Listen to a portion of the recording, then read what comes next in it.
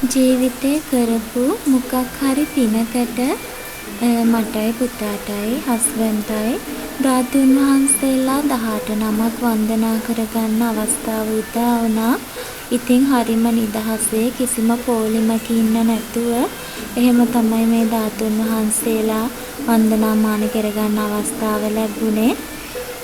ඉතින් අපි සුදු පිරුවට ඇඳගෙන ගියේ නැහැ. මොකද අපි වෙන ගමනක් යන ගමන් නිසා අහම්බෙන් තමයි මේ ස්ථානය දැක ගන්න හම්බුනේ.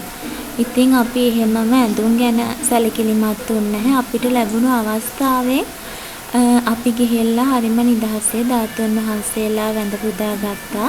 ඉතින් මෙතන බුදු පියාණන් වහන්සේගේ කේශ ධාතුන් වහන්සේලා වඩම්මල තියෙනවා. ඉතින් එතනින් බුදු රැස් විහිදෙනවා.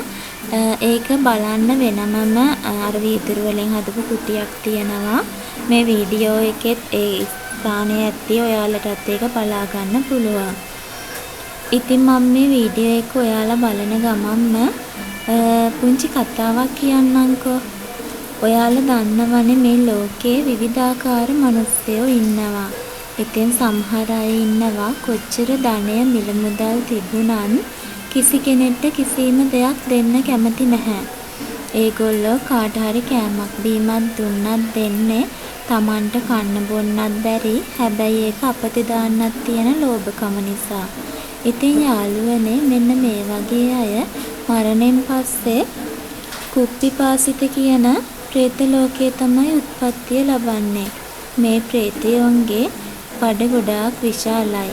කට ඉදිකට තුඩක් වගේ තමයිලු තියෙන්නේ. ඉතින් මේගොල්ලන්ට කුසගිනි කොච්චර දැනුණත් කන්න බොන්න කිසිම දෙයක් මේ പ്രേත ලෝකේ නැහැලු.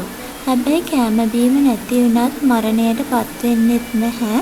මොකද අර කරපව් ගෙවිල ඉවර වෙනකම්ම මේගොල්ලන්ට මේ പ്രേත ලෝකේ දුක් විඳින්න සිද්ධ වෙනවා. ඒ වගේමයි අපි අද කාලේ ඕන තරම් අහලා දැකලා තියෙනවා. චූටි දරු පැටව් චූටි දුවා දරුවෝ දූෂණය කරලා දානවා.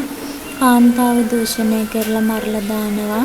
තමන්ගේ වයිෆ් ඉද්දී අනියන් සම්බන්ධතා පවත්වගෙන යනවා. ඒ වගේ. ඉතින් මෙන්න මේ වගේ පව් කරන අයට නිජ්ජා මතන්තික කියලා പ്രേත ලෝකයක් තියෙනවා.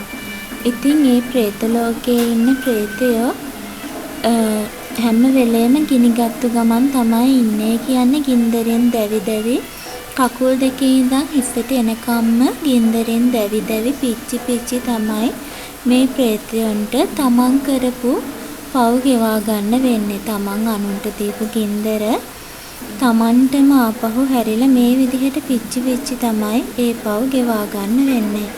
ඉතින් මං අර කියපු പ്രേත ලෝකයේ දෙකේම ඉන්න പ്രേතයන්ට කිසිම වෙලාවක පින් අනුමෝදන් කරගන්න බෑ කොච්චර පින් දුන්නත්. මොකද ඒ පාප කර්ම දෙක ඒ තරම්ම භයානකයි. ඒ වගේමයි පරදත්ත රූපී කියලා තවත් പ്രേත ලෝකයක් තියෙනවා. ඉතින් මේ പ്രേත ලෝකේ ඉන්න പ്രേතයන්ට නම් පින් අනුමෝදන් කරගන්න පුළුවන්ලු. හැබැයි ඒගොල්ලෝ කරපු පව් වලින් නම් ගැලවීමක් ලැබෙන්නෙම නැහැ.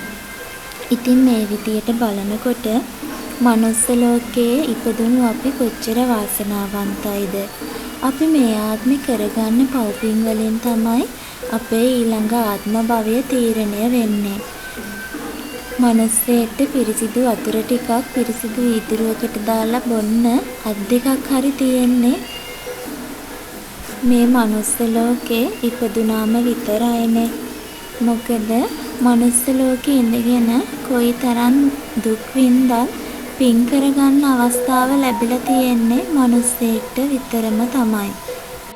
මනුෂ්‍ය ආත්මයක් ලැබලා අපි මේ ලෝකේ ජීවත් වෙන විදිහට අපි කරන කියන දේවල් වලින් ඊළඟ ආත්මේ තීරණය වෙන්නේ තමන් ඊළඟ ආත්මේ හොඳ ස්ථානයක උත්පත්තිය ලබනවද නරක ස්ථානයක උත්පත්තිය ලබනවද කියලා තීරණය කරගන්න වෙන්නේ අපිටම තමයි.